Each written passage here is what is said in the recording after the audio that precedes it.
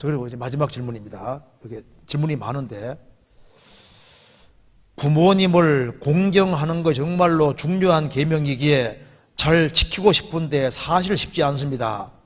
부모님의 허물로 마음이 문제가 될 때 어떻게 해야 할지 부모님 공경에 대해 자세히 알고 있습니다. 이것만 간단하게 생각해 봅시다. 창세기 9장입니다.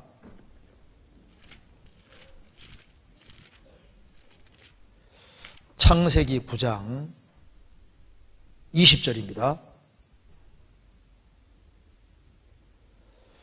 노아가 농업을 시작하여 포도나무를 심었더니 포도주를 마시고 취하여 그 장막 안에서 벌거벗은지라. 가나안의 아비 함이 그 아비의 하체를 보고 밖으로 나가서 두 형제에게 고하매 셈과 야벳이 옷을 취하여 자기들의 어깨에 메고 뒷걸음쳐 들어가서 아비의 하체를 덮었으며 그들이 얼굴을 돌이키고 그 아비의 하체를 보지 아니하였더라. 노아가 술이 깨어 그 작은 아들이 자기에게 행한 일을 알고 이에 가로되 가나안은 저주를 받아 그 형제의 종들의 종이 되기를 원하노라. 이 말씀 보면은 노아 홍수 이후에 노아가 농업을 시작해서 포도나무를 심었는데 홀짝홀짝 포도주를 마시다가 나중에 너무 취해버렸습니다. 그 포도주를 많이 마셔 취하니까 벌거벗게 더우니까 벌거벗은 거예요. 아마 가나안의 여기 아버지 아들 함의 아들 가나안이 먼저 쪼르륵 들어가서 아버지가 하체 벌거벗은 걸 봤을 겁니다. 아, 우리 아버지 벌거벗었네, 할아버지 벌거벗었네. 그걸 쪼르륵 나와서 이제 함에게 아버지한테 얘기했던 것 같아요. 그래서 아버지가 그래? 우리 아버지가 벌거벗었어? 그래서 들어가서 그 아비의 하체를 보고 22절에 보고가 자세히 보고입니다. 자세히. 아이고, 가서 아버지 하체를 자세하게 보는 자식이 어디 있어요? 자세히 보고 나와가지고, 그래가지고, 또 이제 형제들에게 또 형제에게 얘기한 겁니다. 우리 아버지가 벌거벗은 걸 얘기했다고 말입니다. 그러니까 이제 두 아들이 셈과 야벳이 옷을 취해서 자기들의 어깨에 메고 뒷걸음쳐 들어가서 아비아체를 덮었습니다. 얼굴을 돌이키고 아비아체를 안 봤습니다. 나중에 노아가 깨어나서 함의 아들을 가나안을 저주하잖아요. 그래서 이 가나안의 후예가 가나안 철족속이 되고 그래서 철족속이 결국은 다 진멸당합니다. 그럼 여기에서 얼른 생각할 때 분명히 아버지가 벌거벗은 것을 벌거벗었다고 얘기했는데 왜 함의 자손 가나안이 저주받냐 그 말입니다. 자기가 저주받는 것보다 아들 저주받는 게 더 큰 벌인 거예요. 그죠? 이게 왜 이게 참 중요하냐면 이거 보시겠습니다. 오늘 이제 질의응답 다른 거 다 잊어먹고 이것만 기억하면 돼요. 이것만. 다른 거 이게 중요한 겁니다. 하나님이 질서를 세우시기를 어떻게 세우시냐 하면은 여기 하나님은 창조주로 계시니까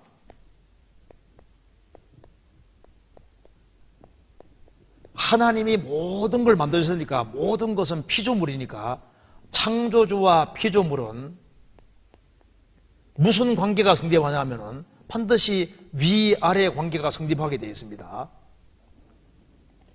왜 위가 있고 아래가 있느냐? 창조주가 계시기 때문에 위가 생기고 아래가 생기는 거예요. 물질이 전부라면 위아래가 있을 수 없거든요. 창조주 계시니까 위아래가 있으니까 하나님은 모든 인간관계 속에 위아래를 넣어두신 겁니다. 그래서 성경에 말씀하기를 아내들아 자기 남편에게 순복하라. 질서상 아내가 아래고 질서상 남편이 위입니다.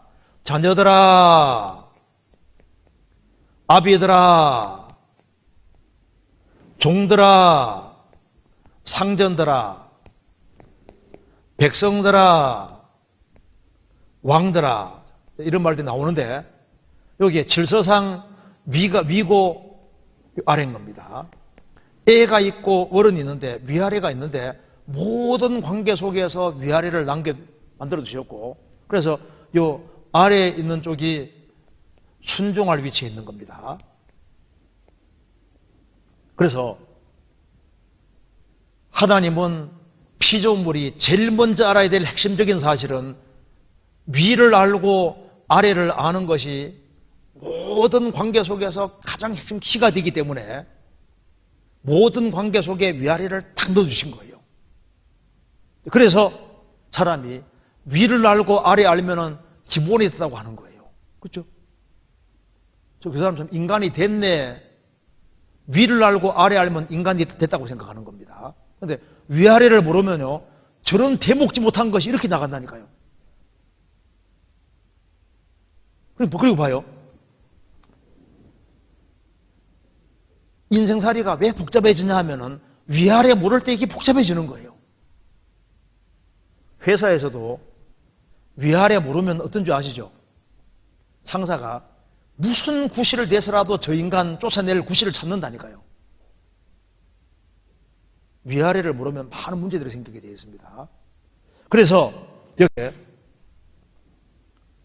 먼저 알아야 될 것은 위와 아래라는 이 관계를 정해놨을 때 위아래는 이건 질서에 속하기 때문에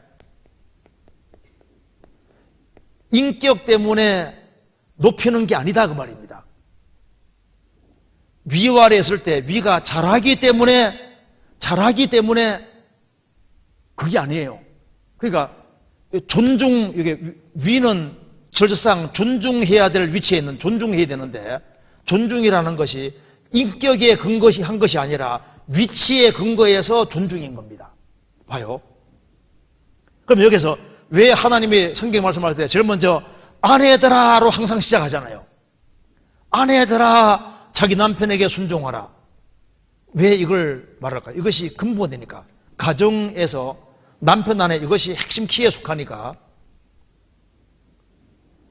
아내들아 자기 남편에게 순종하라. 그 남편을 높이는데 남편의 인격 때문에 높이는 겁니까? 위치 때문에 높이는 겁니까? 남편은 절상 위에 있기 때문에 질서가 위기 때문에 높이는 거예요. 봐요. 그러니까 가정생활 속에서도 아버지가 잘하고 못하는 것 때문에 높이는 게 아니라 아버지가 위치상 위기 때문에 높이는 거예요. 그리고 이제 종과 상전이 있을 때 사장님 인격 때문에 높이는 겁니까? 위치가 높아서 높이는 겁니까? 군대에서 위치 때문에 높이는 거예요. 위치 때문에. 그 사람 인격 때문에 높이면요 항상 마음이 왔다 갔다 하는 거예요. 인격이 아니라 질서상 위기 때문에 높이는 거예요. 그럼 봐요. 이제 봅시다. 그럼 여기 이제 가나안, 여기 노아가 있고 노아가 아버지지 않습니까? 아버지고 이제 함이 아들입니다. 자, 아버지가 이제 포도주 잔뜩 마셔가지고 벌거벗고 취해서 벌거벗었습니다. 수치 드러냈지 않습니까? 그러면 수치 드러냈는데 수치 드러낸 것을 보고 떠벌렸다. 그러니까 하면 나는 정당하다 말할 거 아니에요. 정당한 게 아니라 이 아버지는 절상 위치니까 존중하고 높여야 되고 그래야 되는데 아버지 수치를 드러냄으로써 죄를 저울을 따지면은 노아가 하나님의 벌거벗은 그것과 아버지를 무시하고 공경하는 마음을 안 가질 때 어느 게 더 건재입니까? 함이 훨씬 더 건재해진 거예요. 노아가 함을 낳았고 길러줬고 그 아버지 크신 큰 은혜와 사랑을 받아서 홍수도 피하고 나왔잖아요. 그 큰 은혜와 사랑을 낳아주고 길러준 그 은혜가 있는데 그 아버지 은혜와 사랑을 무시하고 아버지를 공경하는 마음도 없고 높이는 마음도 없고 아버지 수치를 드러냈을 때 이 노아가 벌거벗은 것과 아버지 수치를 드러낸 이거 봤을 때 주님 봤을 때 이게 얼마나 무거운 죄인지 모르는 겁니다. 똑같은 것이 아니에요. 위아래가 있기 때문에, 예를 들어 봅시다. 남편이 부족한 것이 보인다. 그렇다고 해서 아내가 막 남편에게 막 대들고 멱살 잡고 막 대들고 막 위에서 막 쥐고 흔들고 이렇게 하면요. 그러면 남편이 잘못한 것이 큰 걸까요? 뭐 위를 막 공격해가지고 막 쥐고 흔드는 게 더 큰 걸까요? 그런 사람 없겠지만은 그게 더 큰 죄라고 되는 거라고. 그러니까 이렇게 아버지, 자녀는 어떻게 해야 맞냐면은 아버지 부족한 것이 보일 수 있지 않습니까? 그러면 아버지 이런 모습은 보기 안 좋으니까 이런 거 좀 이렇게 고쳤으면 좋겠습니다. 그러니까 낮은 마음으로 간할 수가 있잖아요. 그런데 이제 부족한 것이 보인다고 해서 그 아버지 위로 올라가서 당신 어떻게 내 아버지를 할 수 있냐? 행동도 바르게 안 하는데 어떻게 내 아버지냐? 이런 식으로 하면요. 저놈의 호로 자식이 그 문제가 되는 거라고. 예를 들어봐요. 여기 이제 왕이 있는데 왕이 하는 게 마음에 안 들어요. 그 신하가 말합니다. 성감마마 통촉해 주십시오. 이러면 맞잖아요. 근데 이제 맞대 먹으면서 맞대면 하면서 당신이 그래도 왕이라 할 수 있어? 잘한 게 뭐가 있어? 그렇게 하면 되냐고 막 이렇게 하면요. 칼 가지고 단칼에 그냥 옛날 같으면 죽임 당합니다. 왜냐하면 이게 위아래 모르면 이게 항상 문제가 생기는 거예요. 그래서 성경에 말씀하기를 부모를 공경하라고 했을 때 부모가 잘하는 것 때문에 공경하는 게 아니에요. 위치 때문에 공경하는 것이고, 그래서 위치 때문에 공경하고 높이면은 그것에 대한 축복은 내 일생 속에서 내가 받도록 되어 있는 겁니다. 한 군데만 보시겠습니다. 마지막으로 보시겠습니다. 에베소서 6장.